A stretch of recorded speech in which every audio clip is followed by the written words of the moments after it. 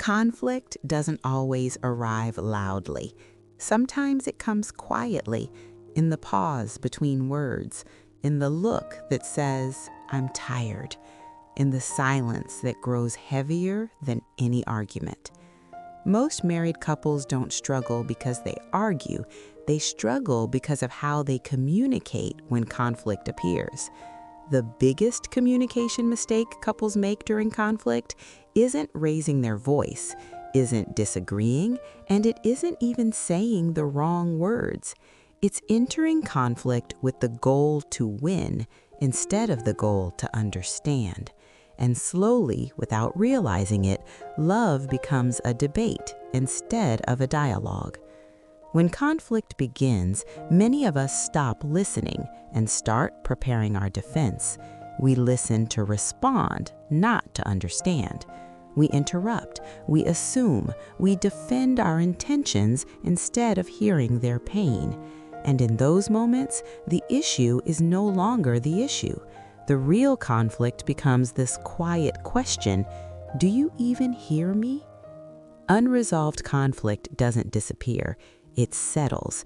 It turns into resentment, into emotional distance, into assumptions that harden the heart.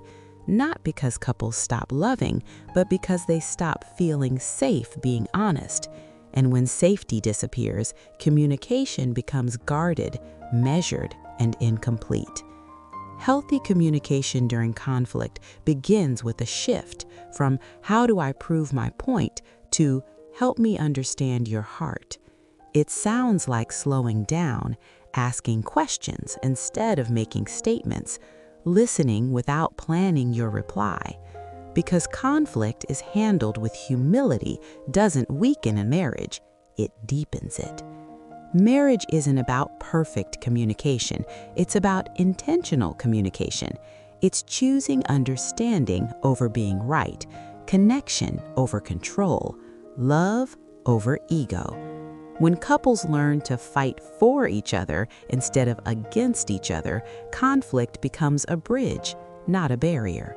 Scripture reminds us in James 1:19, "Everyone should be quick to listen, slow to speak, and slow to become angry."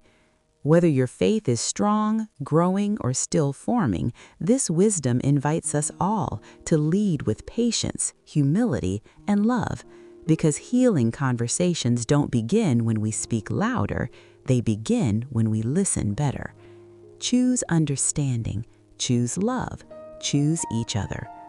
What helps you and your spouse communicate better during conflict? Let's encourage one another below.